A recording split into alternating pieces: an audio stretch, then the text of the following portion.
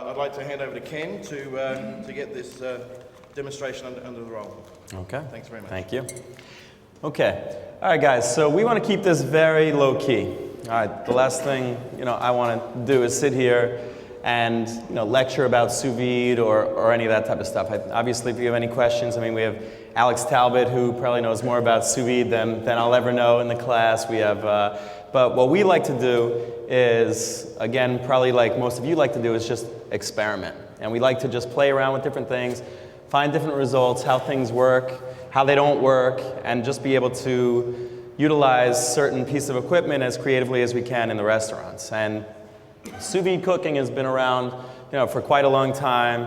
Everything, with the French en vessie, where they used to cook chickens in pig bladders and things like that, being able to cook where papillote or things like that, where flavors can still stay inside of a closed vessel. It's just trying to be creative in terms of thinking how to maximize certain flavors, textures. We're talking about the Australian lamb, and obviously, probably the single-handed best thing that you could ever do with cooking sous vide in immersion circulator is a braise. I mean, it's so simple that all you basically have to do is pop in, whatever. You can pop in a short rib, you can pop in veal cheeks, you can pop in beef cheeks, you can pop in any type of braise. The collagen in the meat will definitely break down much slower and be able to give you a much more intense, flavorful cut of meat. So, being pretty much the standard tradition,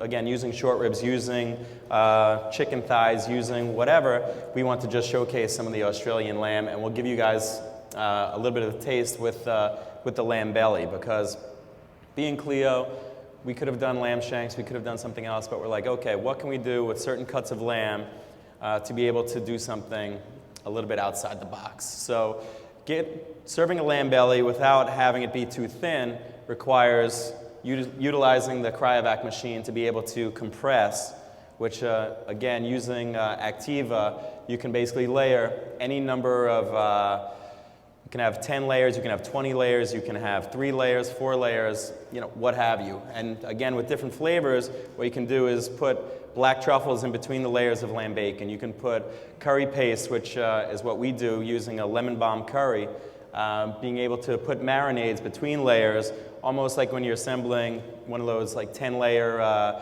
chocolate cakes where you have different layers in between each. You can treat the lamb belly or pork belly or any type of protein exactly the same way, where you can have a layer of black truffles, and you can have a layer with a mousseline of the lamb liver, and then you can have a layer of some lamb kidney, then you can have another layer of belly, then you can have another layer of black truffles, and then what you...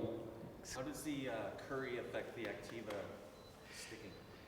We basically, using it as a marinade, we can brush it on, and then you sprinkle the Activa on so it still will bind enough, and then what you do when you compress it in the bag, it'll definitely accentuate it that much more. So you just have to make sure sometimes when you're pressing it, you have to put a little bit more weight on top of it, but with the acid, we don't have too much in it. We have some curry paste and some chilies and some galangal and some lime pickle and a couple other flavorings, but the acid is not that much apparent, because then it'll start messing with the meat a little bit also. Okay, so basically, let me introduce my team also. This is Doug, the guy in crutches. Shows what kind of chef I am. This guy has a broken heel, broken ankle, and he's missed like one day of work through this. The guy's just like, I'm not the type of guy to give anybody a day off, but he's just like an incredible trooper, really talented chef, and he's been with me for about 5 years, and he's very excited about being here also. So just want to hand it over to him a little bit, and he can talk through a little bit of the lamb belly recipe.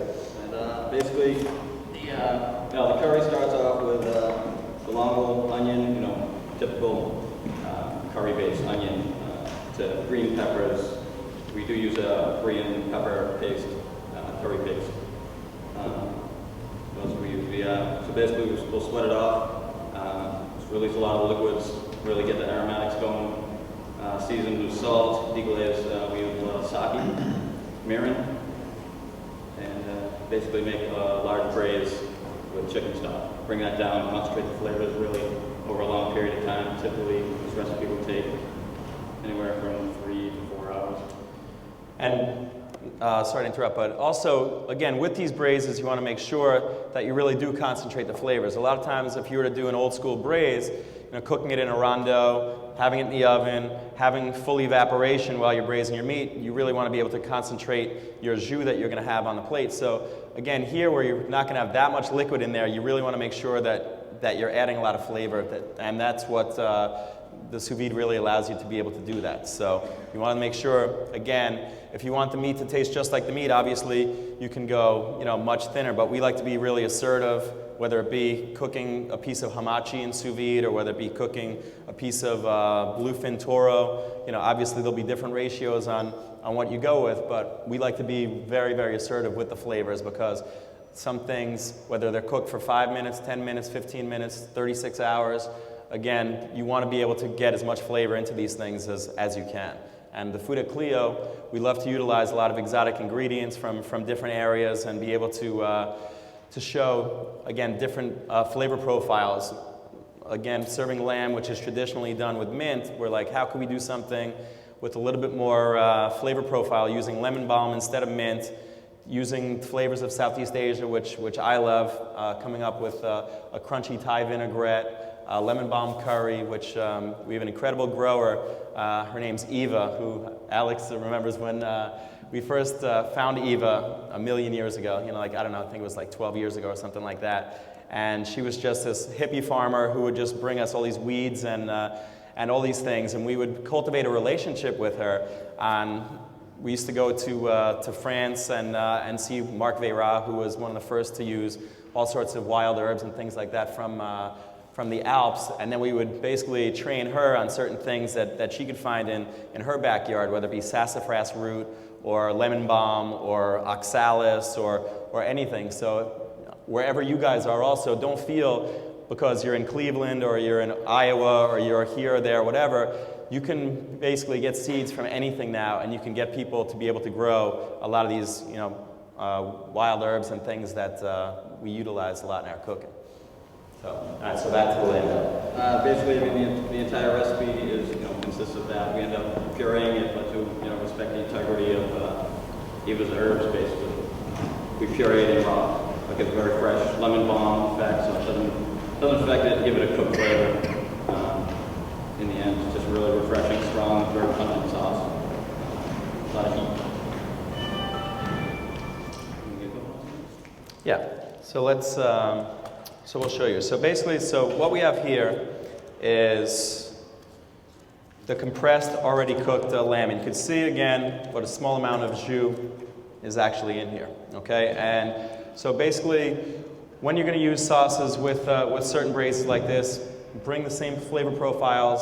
A lot of times we'll make backup stocks, butchering the lamb, utilizing the scraps, utilizing the bones, incorporating the same flavors, making a jus, so that, again, this will probably give us about 10 portions, but the jus would only give us probably enough for 2. So just make sure, again, when you are cooking sous vide, that if you do want to serve a sauce, that you're going to make sure that, that you do make a supplemental jus for it.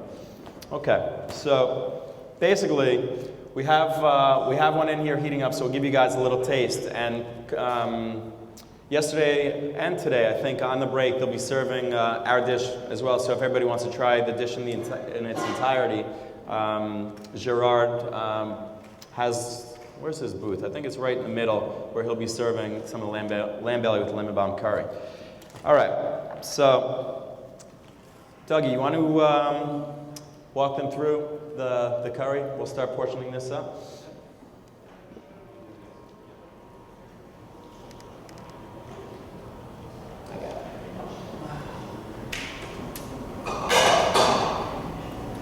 Yeah, Clio use a lot of Thai flavors. Lemongrass being one of them, ginger.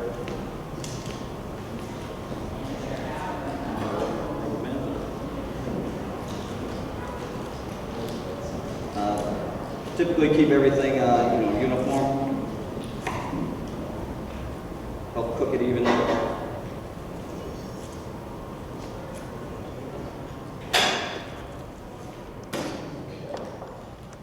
All right, so how many of you guys have access to cryovac machines? Most of you guys now? Okay. All right. And what do you guys find you tend to utilize it most with? Do you guys utilize it for braises, or are you guys, what, more or less, it's 95% of the use you guys will use it for, or a little bit of everything? A little bit of everything? A lot of vacuum marinating, fortifying. Yeah, because the vacuum marinating, again, it's such a no-brainer, and obviously, again, being able to utilize the machine for shelf life. I mean, I think that's another one of the first ways in France when they were utilizing it. You know, we'll braise big batches of lamb belly, you know, once a week or so, and the shelf life will be, you know, 2 to 3 weeks. So it's something, again, don't feel that that you have to be doing this every 3-4 days, something like that. And obviously with labor, if you don't have many guys in your kitchen, you know, it's something that you can have everybody as a team helping out, butchering lamb bellies, getting a batch, being able to cook off 50 or 60 pounds of them, and then being able to have enough to last you for, you know, for a couple weeks. And again, being a small operator, you know, we only have about 5 cooks in our kitchen, and it's something that definitely helps out because we have a pretty large menu with about 10 or 12 entrees and 10 or 12 appetizers, and this allows us to be able to have everything from, you know, pied de cochon, you know, lamb belly, you know, especially during the winter. Again, we'll probably have at least 8 or 9 proteins, you know, that we can play with tasting menus and things like that also. So, you know, it's something, don't feel that shelf life should limit your creativity and the size of your menu either, because you can do a lot of things with it. Chef, what was the length of time on the braise? Okay, so this, what we do is we cook it for about 36 hours. Okay, it's something, again, lamb belly is a lot more forgiving than, you know, certain other braises. I think, again, it's important that you do experiment a lot with temperatures. It's not something that a lot of people think that you can just throw a short rib in a vacuum bag, throw it in an immersion circulator for 4 days, and still have something that's really beautiful. And there definitely is that point that you have to experiment with where the meat will be the texture that you want it to be, because sometimes a braise can really dry out and get very, very stringy, obviously, and I'm sure a lot of you have experienced that. And it's something that with our cooks, again, a lot of people think that, that the traditional techniques of braising don't come into effect because you have this technology that basically can do all the work for you. But again, as chefs and as people that really understand flavors, it is important to find out exactly what it is, because this does not necessarily make a braise any better than you know, if you were to have your mom make some pot roast at home tonight or something like that either. So you really have to calculate exactly which temperatures you want to cook it to and for how long. And it really, you know, is something. We have logs with temperatures basically for a lot of different things, and you know, I highly recommend that you guys have your, you know, they're not always the same as in Thomas Keller's book or in Joanne Roca's book or anything like that. You know, every cut is a little bit different, so you really have to play around with it. Again now, I don't know if you guys can see, but I'll pass this around. But you can see now the layers and how the lamb, again, has that almost medium rare type of look. And then you can see, again, even after 36 hours, you can get that result. And that's what's, again, as a chef, with certain braises, sometimes when we'll serve beef that's been cooked for 36 hours and it still has some pink to it, it definitely takes educating where the guest is so used to the old school short rib or something like that, where, again, it's going to just fall apart the second you touch it. Here, again, there's still the juice that's left in it. And that's the beauty, I think, of being able to cook something for so long, is being able to have something that can eat almost like a medium rare piece of meat with a lot of juice, but still have a tiny bit of bite to it, but also melt in your mouth. So I'll pass this so you guys can all just take a look at that color after 36 hours, that you can still actually have something that looks, you know, like a medium rare to medium, even though it's a braise. What temperature do you cook for at 36 hours? We go, what do we go at, Doug? We go at, What was the question? what temperature at 36 hours we do with this? We do 138.2. Okay. All right, so we'll portion this up. And then the accompaniments that we have with it are a green mango and artichoke chutney, which again, utilizing the cryovac machine. We take green mango, which I love for its acidity, for its crunch, and being able to cook it again, you know, sous vide with artichokes, which again, artichokes should be the first thing everybody cooks sous vide, because no oxidation. I mean, that's a no-brainer also. Endive, artichokes, anything like that. White asparagus is something also that, again, people are used to cooking them in a blanc or something like that. And you can get away with without having any blanc. You can just have a couple seasonings with white asparagus or with endive or with artichokes. The natural flavor, no oxidation, and same thing, the shelf life will last, the artichokes will last for weeks as well. So, okay, Doug, you want to start plating up? Oh, they're over here, okay. All right, slide over. Okay, square this off. And then what we're going to do is the total opposite after this is show you something, a dish that we do with razor clams, a ceviche that we utilize, again, the sous vide technique. So it's something where you can see that there's two opposites, one being a 36-hour braise, another being something where you can cook a razor clam, and it's the same way that we're talking about artichokes, white asparagus.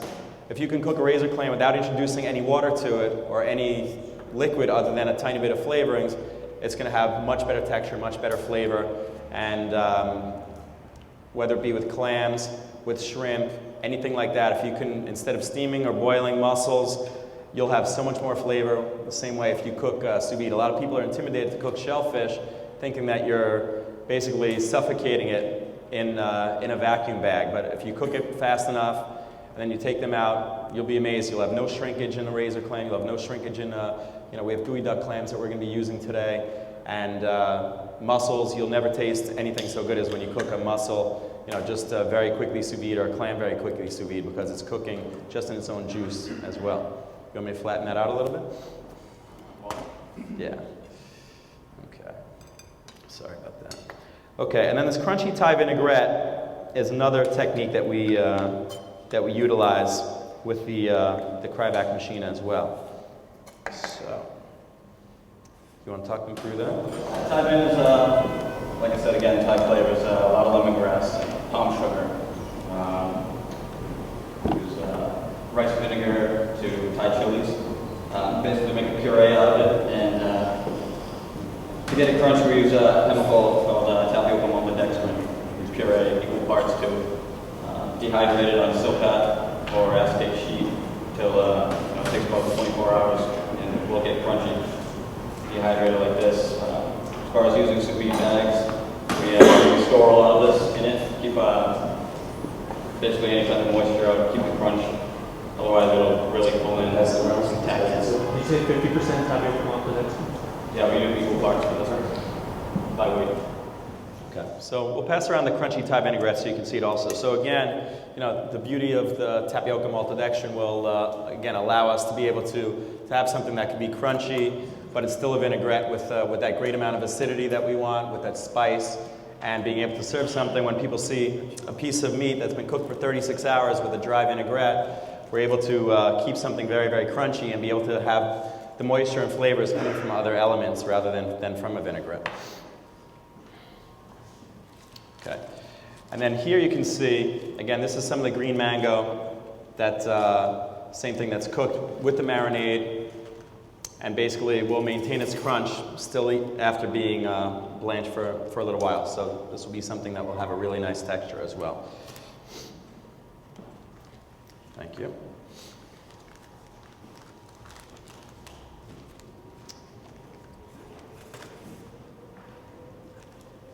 And then we'll pass this around also, you guys can take a look. So this is just some artichokes barragoule, another one of the old school French braises that you can just take a look at. Again, these artichokes, no oxidation, they'll last for weeks. So you can definitely take a look at that as well. Because again, when you have a small restaurant, sometimes if you cook a braise of artichokes, it'll take, again, 2 or 3 guys to prep it, then you'll cook it, you'll use them up in a day or two, and then you always have people constantly doing it. So this is something that I highly recommend, labor-wise. Weeks worth of baby artichokes. Artichokes can just take up no room in your walk-in. Even at Clio, we used to have 5-gallon buckets taking up half the walk-in just with braised artichoke.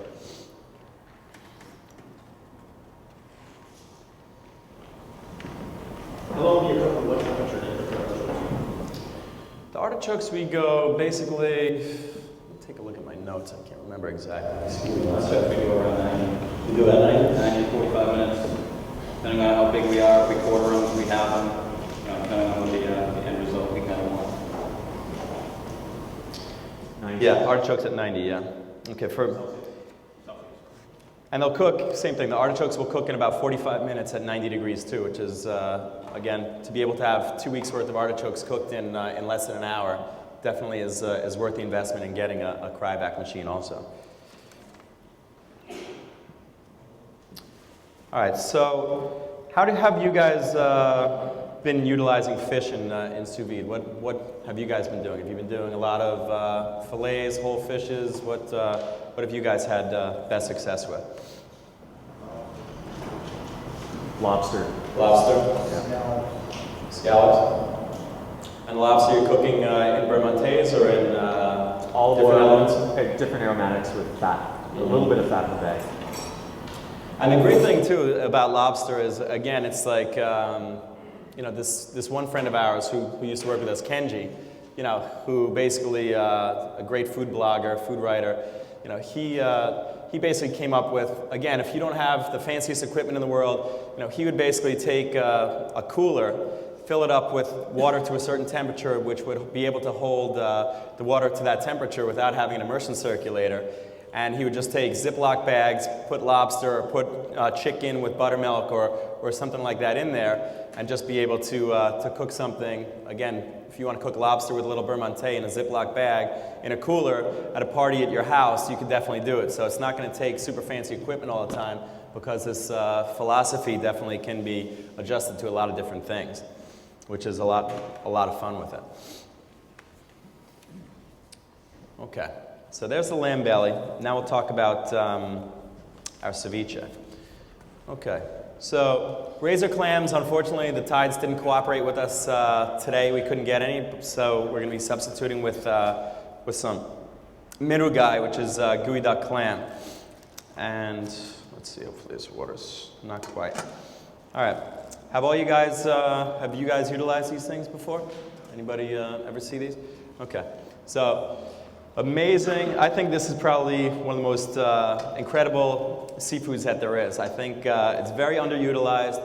Again, you guys should not be afraid to ask, especially Japanese purveyors now. You can get these from a lot of different people. True World Foods, one of the sponsors here today, was able to get this for us, and a wonderful company that we utilize a lot in Boston. So, being from New England, clams are so big.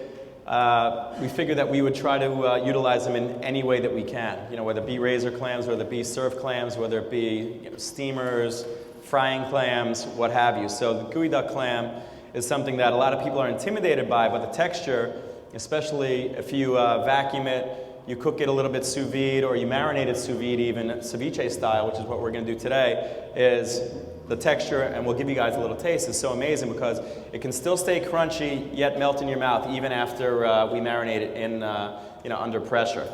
All right, so I'll show you guys how to clean this. So basically, what you want to do, and you have to be careful, the shell splits a lot of times. So you want to basically use your fingers to separate it from the shell, and you can see they vary a lot in size. Here's one, and here's another one.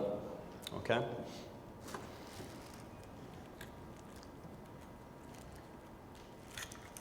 All right, so just be careful when you're taking the shell off. Is there any difference in texture between the large one and the small one? Is there Definitely, one that you want to aim to? Yeah, I mean, I tend to, I think I'm probably like most women, I think the larger the better.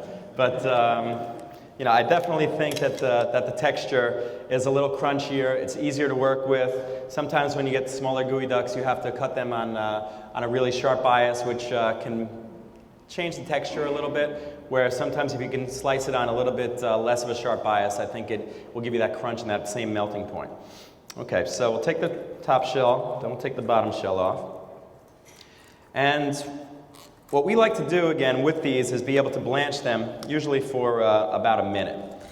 And even though it's a ceviche, I tend to think that shellfish, even with clams, a lot of times with mussels, I think if you cook them just even for 30 seconds, it'll take off that raw brininess, which you'll taste a lot of times.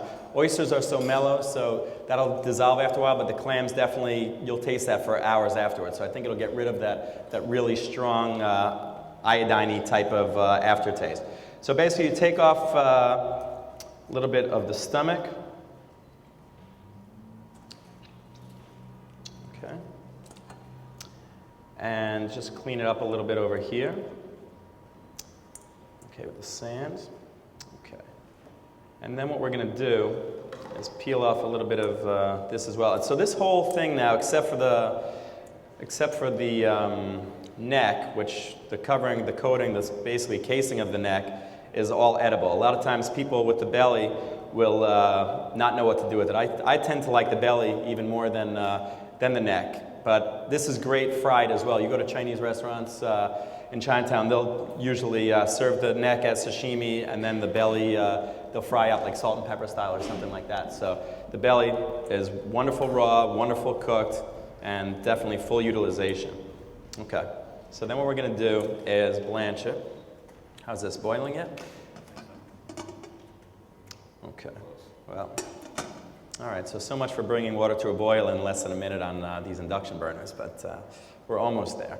Okay, so you want to talk them through the rest of the ingredients for the dish? We do ceviche. We give it not a long marinade, but the general marinade is sake, raw, lime juice, and we do a pickled fresh coriander berries that we get also from Eva. So they come in fresh, green, on the stem. We pop them off, and just basically a quick pickle, rice vinegar, sugar, salt, cilantro stems.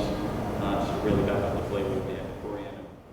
And that's another thing with your farmers that you're working with. Again, during the summer, I don't know how many of you have gardens, but certain things like with the coriander, you know, when people grow cilantro, for instance, you know, they'll bring you cilantro, then you can get the cilantro flowers, and then when they start to bud, that's what we tell them also is that's when most people will cut it and basically say, you know, they're done. So we'll take the buds, which are still very soft, be able to make coriander berries, or we'll make onion capers with the little onion berries that grow on onion plants or on leek plants or things like that. And then again, you can even dry your own and make your own coriander seeds, fennel seeds, and you can make enough. Same thing, fennel pollen is another thing. It costs a fortune to buy fennel pollen. But if you grow fennel and you just clip it and just take it and put it, what we'll do is just hang it or put it right in our windowsills at the restaurant, and you can dry it off, just shake it off, and we have, you know, probably 8 ounces of fennel pollen just from like one fennel plant, and it's amazing. Just, you know, talk to your farmers and say, listen, I want these vegetables all along the way. You know, if they're growing them and they have them there, you could say, I want you to give me, you know, the coriander seeds as they start blooming. I want you to give me the flowers when they come out. And then when the fennel is branching, you can, same thing, fennel fronds, the fennel flowers, fennel pollen, and then you can take all the branches and stalks that they don't do anything with and save them and grill fish or whatever with it as well, which, you know, it's amazing with grilled fish or with grilled squab, you know, which we'll dry the fennel basically for like 5 or 6 months, and then be able to set a tableside Japanese grill and be able to grill even something like this. You can just kiss a little pen shell clam or something like that, tableside with fennel branches, and it's wonderful. Okay, go ahead. The rest of the dish, we do coconut puree, which we thicken with a modified starch, Artichoke 8, if anybody's familiar with it. Just thickens really well, doesn't alter the flavor, so you can get a raw, you know, uncooked flavor of the coconut with, so basically use coconut puree, young coconut milk. That's about it. We thicken it to texture. We have here. Make an emulsion of ackee and real with garlic, grapeseed oil, salt.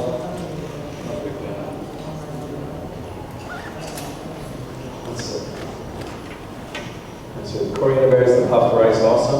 Puffed rice, we cook bamboo rice. Pretty much cook through, dehydrated, deep fry it because, you know, to puff, any puffed rice works like that. We coat it with soy powder and lime powder. Lime powder that's just zest, that we just chop with a knife. Using a knife, you know, just to chop it, you kind of maintain all the essential oils that give it the lime flavor. As you dehydrate, you kind of lose a lot of it. And and we crowd back and compress it with it just to really infuse the colors into it so they adhere. Guajillo pepper salt, which I'm not seeing. Guajillo salt. Same technique really. Dehydrated guajillo chilies and salt, compress it just so it really kind of infuses the salt and kind of just becomes more scallion hair. Basically a real tight chiffonade of scallions. Coriander berries go on, go to sell. We garnish ours with like roshiso, green and red. That's about the dish. Also compressed melon. Hi, Zach. If you want to show, compressed melon is something, again, that a lot of people do, but again, the texture is so amazing, and there's so much that you can do with it as well. You can compress, you can dehydrate, you can compress and dehydrate, and really play with the texture of, different kinds of, it'll taste almost like a beef substitute sometimes, which we'll play around with sometimes, and you could even also cook it after it's compressed sometimes as well, which is really great, caramelized or grilled as well. Okay, so now with the clam, once it's blanched, you want to peel off the neck.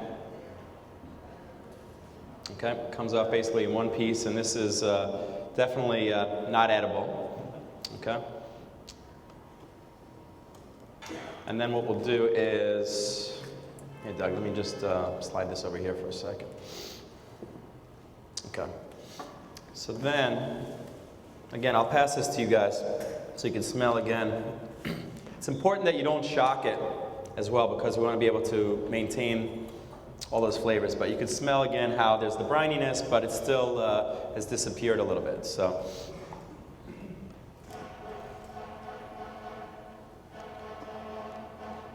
And then you can feel the texture, if you guys don't mind getting your hands a little bit dirty as well, how it feels very rock hard, but it still is going to be something that eats even more tender than any octopus, anything like that as well. And the marinade in the vacuum will definitely help in tenderizing that. And here's some of the coriander berries if you guys want to try a couple of these as well.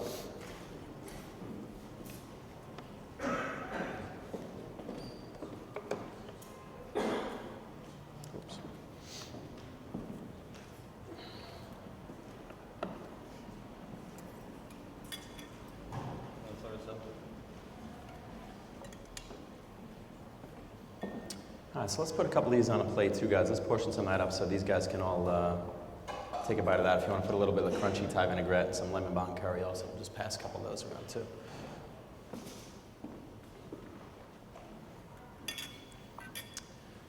Okay. Some of it compressed. Thank you. Here you go, guys.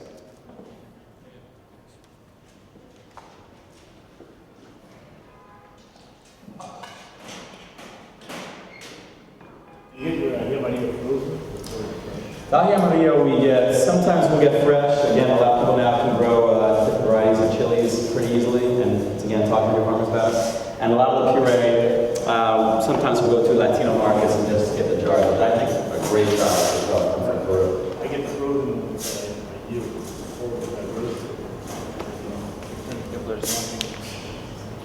But the jar is it's a great, great product. But we get them just straight puree also. Yeah, which it can definitely be spicy, but sometimes what we'll do also is we'll puree a little bit of, sometimes some mango into it, sometimes a little bit of banana, something like that also, just to calm it down as well.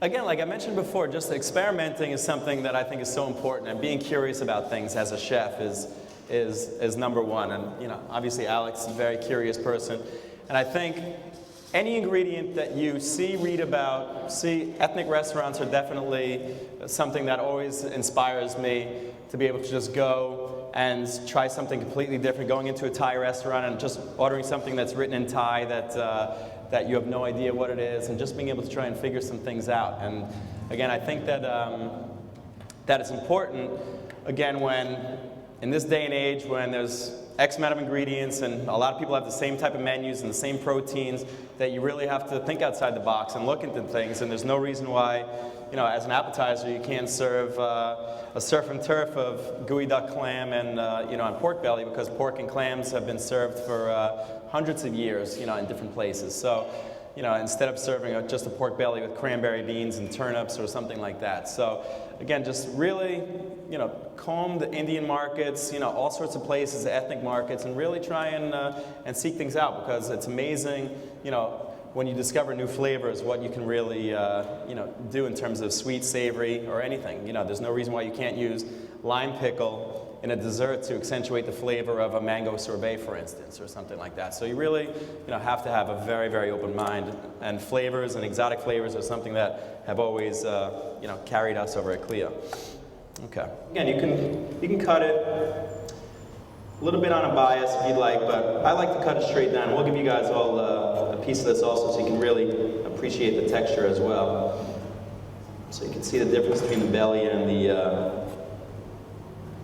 the neck. Okay.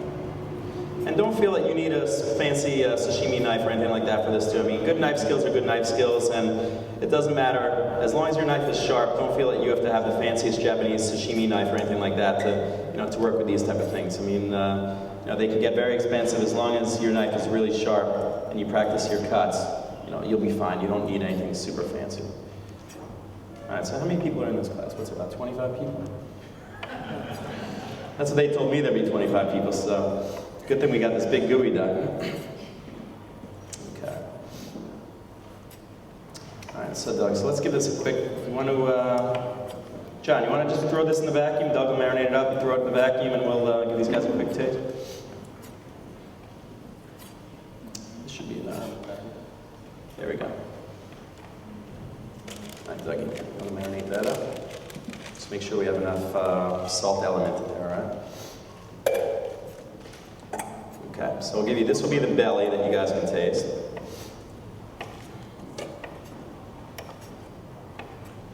Give you a couple more slices here.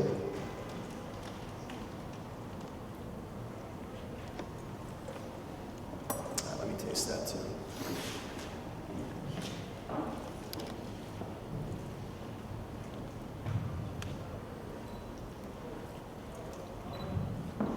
Nice. Okay. All right. So we'll vacuum that, and then we'll pass that around, give you guys a little taste of the belly, and then we'll cut the neck, and we'll show you guys the difference between those two. Okay. So in the neck, what you want to do is, sometimes there's a lot of sand inside, in the middle. So we'll basically cut, when they're big, you can cut right down the middle.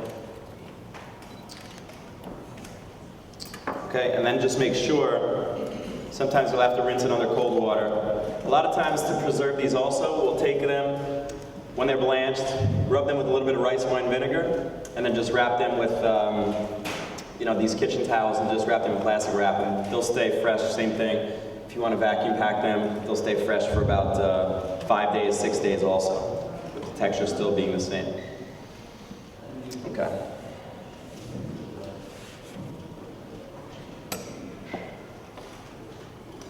Okay, so we'll cut it on a little bit of a bias. And you'll see, you can tell even when you're cutting it how there's different fat ratios in the neck versus the belly. So it's definitely has that little crunch to it, almost like eating a sea cucumber, but not having to chew it for a couple hours, which is great.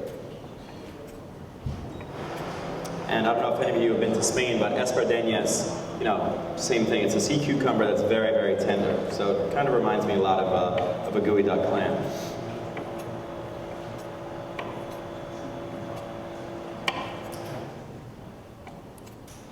All right.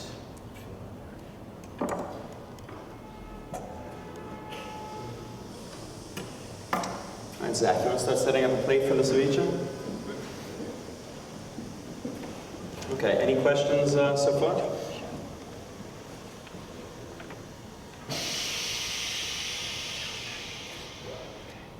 Okay. Okay.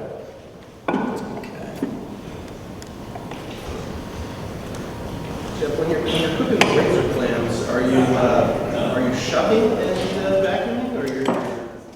The razor clams, what we're doing, it depends on the application. If we're going to cook them, sometimes we'll cook them in the shell just for about 25 seconds. Sometimes we'll shuck them, and then we'll introduce more flavors to them and cook them, you know, yeah. Okay. All right. Okay, so let's pass around a little bit for those guys to try, and we'll plate one up also. All right? Okay, Doug, let's marinate these up also. You have the bag. You know, if you guys want to come over here, we'll give you some bags that you can, you know, there's some bags right over here if you guys want to play around with it a little bit also, feel it out. Definitely amazing machine. Okay, so let me pass these around. You guys can taste a little bit of these clams as well.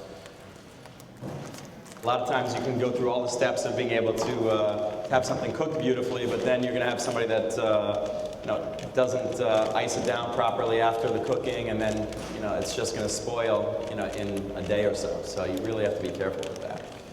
But you know, again, those are part of the responsibilities of being a chef in this day and age, is making sure that, you know, yeah, obviously we know how to use the equipment, you know, perfectly, but when you have, you know, 5, 10, you know, people in the kitchen, you want to definitely make sure that, that you know, people aren't going to screw around, because there's definitely cases where you know, people have gotten you know, botulism or things like that, and you really have to be you know, on top of it. What do you need, Dougie? Okay, and part of I think the key, you know, Clio is 13 years old now. To our success is again really trying to create that environment where everybody gets motivated by the ingredients and by the techniques. And again, having a Cryovac machine is an incredible toy. Having the circulator is an incredible toy, but you still have to be able to motivate, push creatively, you know, again, how many different things you can do with it, and make sure that you constantly push the envelope. Okay, Dougie, here you go.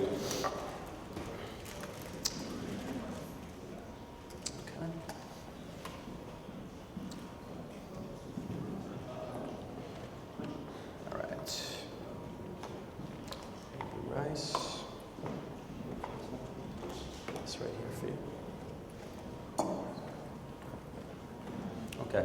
And did all you guys get to taste the lamb belly as well? Did you guys, no? Okay. We got another one heating up though. Okay, cool. Don't worry, Dougie. You can pop them up like that.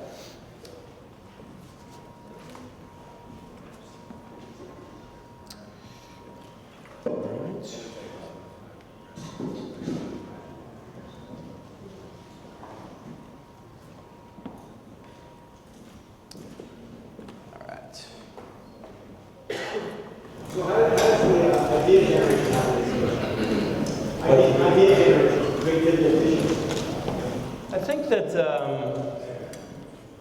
again, a lot of times, certain dishes I'd like to create based on a flavor. So, you know, this is something that, you know, the coriander berries is a perfect example. We're like, okay, we have these coriander berries. What the hell can we do with these things? And it's something that you can basically start a menu based on one flavor, and you can say, okay, we have these things that if we pickle, we do something a little bit light with them, they're floral, they're flavorful, they have a little bite to them, what goes well with that? And then we're like, okay, a ceviche. And then we're like, okay, how can we serve a ceviche that's not too Latino, being a contemporary French restaurant? And that's where we start thinking about, again, different flavors, what can work with it, having the coconut, having the ají amarillo, being able to go with the compressed melon, being that the melons are so great at the farmer's market, and then just going from there. So again, any dish you could spark with any type of flavoring. So, you know, it's always great to be able to go with classic combinations, but again, you always have to think about what makes sense, and then be able to try and have one ingredient or two ingredients that can just take that dish over the edge a little bit. Okay, and then that's pretty much it. So this is our ceviche of gooey duck clam with compressed melon and ají amarillo, and a little bit of coriander berries, pickled coriander berries. Okay. All right. So, and a little bit of the noodles made with the razor clam juice. This one right over here, Doug, right to your left. So ceviche doesn't always have to be served in a cup with a ton of liquid. So here, using the compression of the Cryovac machine, we're able to get all that flavor without having a ceviche sitting in a ton of juice. All right. And that's it. So if you guys have any questions, feel free to come up and chat with us. And thank you so much. Appreciate it.